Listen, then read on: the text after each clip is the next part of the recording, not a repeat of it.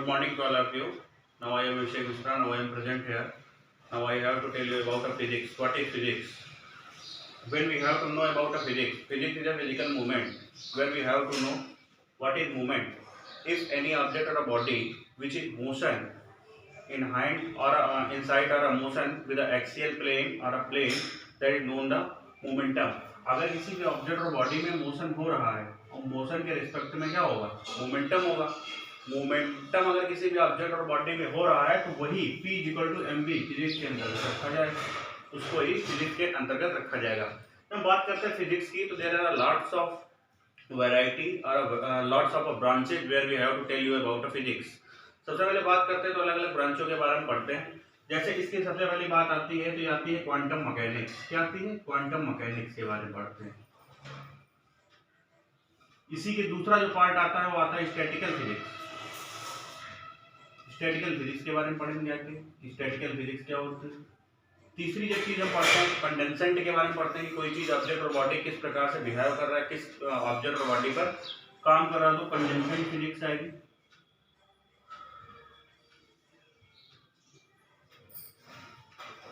चौथी आएगी आके स्टैटिकल फिजिक्स और क्वांटम थ्योरी। जो चार प्रकार के अलग अलग चीजों के बारे में विधिवत हमें अच्छे तरीके से एक्सप्लेन करती है। जब हम बात करते हैं फिजिक्स के इलेक्ट्रोस्टैटिक पार्ट के बारे में, तो इलेक्ट्रोस्टैटिक क्या होता है, एक जगह पे अपना स्टैटिक होता है। हम यहाँ सबसे पहले बात करेंगे, अगर आप क्लास 12th में हैं या अगर क्लास 12th में अगर आप अपीयर हुए, सबसे पहली चीज वहाँ पे आपको पढ़ने को मिलेगी जाके स्टैटिकल फिजिक्स। स्टैटिकल फिजिक्स किस किस प्रकार से क्या होती है, अपनी चीजों को बताती है। तो हम यहाँ पे स्टैटिकल फिजिक्स के बारे में पढ़ेंगे आके, जो आपके सिलेबस में है, और इसको विधिवत पूरी तरीके से डिस्क्राइब करेंगे। सबसे पहले बात करते हैं स्टैटिकल फिजिक्स। क्या होती है स्टैटिकल फिजिक्स?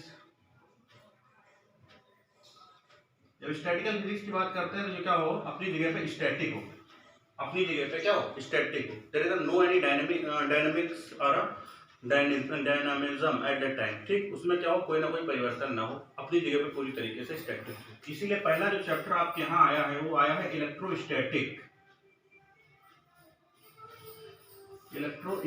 फिजिक्स। ये क्या होता है?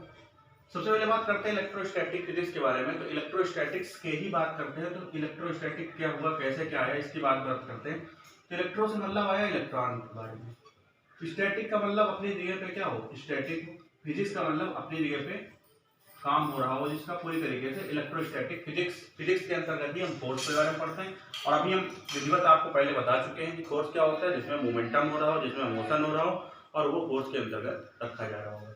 जब हम बात करते हैं इलेक्ट्रोस्टैटिक फिजिक्स के बारे में, जहाँ पे हम इलेक्ट्रॉनों के बारे में जान रहे होंगे, जहाँ पे इलेक्ट्रॉन प्रोटॉन न्यूट्रॉन के बारे में जानने होंगे, वो इलेक्ट्रॉन होगा जाके, या इलेक्ट्रो के बारे में जानेंगे। स्टैटिक के बारे में there is any definition at that time, there is situated at that time, जो अपनी जगह पे पूरी तरीके से क्या हो, स्थित हो, और जिसमें से there is no any collision at that time, he will only static at that time, there is no any dynamic things, उसमें कोई डायनामिक थिंग्स ना हो रहे हो, अपनी जगह पर पूरी तरीके से कंप्लीट बॉडी क्या हो, सिचुएटेड हो। That is called the electrostatic force. Force मतलब you also know there is we have to pull or push any object or body with the all dimension or x y z axis, that is known the force। उसे क्या बोलेंगे आपके electrostatic force. जब बात करते हैं electrostatic force के बारे में, तो एक ऐसा फोर्स जो अपनी जगह पे स्थित हो, जिसमें से कोई ना कोई स्टैटिक फोर्स काम ना कर रहा हो, अपनी जगह पे स्थित हो, उसमें कोई भी चेंजमेंट ना आ रहा हो, तो ऐसा फोर्स हमारा इलेक्ट्रोस्टैटिक फोर्स कहलाता है। जैसे क्या होता है, जैसे पंखा लगा होता है, पंखा क्या होता है, आपस में टंगा होता है। पंखे में जब आप बाहर से करंट देना चालू करते हैं तो पूरी तरीके से इलेक्ट्रॉन पास होना चालू हो जाता है, एक सिरे से दूसरे सिरे पे इलेक्ट्रॉन पास होना चालू हो जाते हैं, और वो एक यूनिफॉर्म ऑर्डर में काम करते रहता है। स्टैटिक वो अपनी जगह पे स्थित है। जब आप उसको जानबूझकर छूने की कोशिश करेंगे तो आपको क्या करेगा, वो लॉस पहुंचाएगा।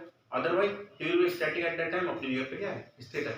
तो इस प्रकार से अगर आप उसके बीच में जाके जबरदस्ती कुछ कर रहे हैं तो वो आपको लॉस पहुंचाएगा। अदरवाइज वो नीचे नहीं आएगा आपको करने के, नहीं भैया लो हम तुमको छू लेते हैं, ऐसा कुछ नहीं होगा। तो इलेक्ट्रोस्टैटिक फोर्स के बारे में ऐसे जानते हैं। इलेक्ट्रॉन के बारे में पढ़ते हैं तो सबसे पहले इलेक्ट्रॉनिक फोर्स किसने करी थी, थॉमसन ने करी थी। थॉमसन ने बताया था कि इलेक्ट्रॉन किसी चक्कर, जैसे तरबूज में बीज धसे रहते हैं, वैसे ही इलेक्ट्रॉन जो होते हैं नाभिक में पूरी तरीके से क्या होते हैं, धसे रहते हैं, न्यूक्लियस में रहते हैं। तो इस प्रकार से इलेक्ट्रॉन ने इनकी थ्योरी दी थी। जब इलेक्ट्रोस्टैटिक फिजिक्स की बात हो गई तो सबसे पहले बात आती है चार्ज की। जब इलेक्ट्रॉन अगर किसी भी ऑब्जेक्ट और बॉडी में होंगे जाके तो वहां पे क्या होगा, चार्ज होगा। अब बात करते हैं चार्ज की। चार्ज कैसे आया, चार्ज होता क्या?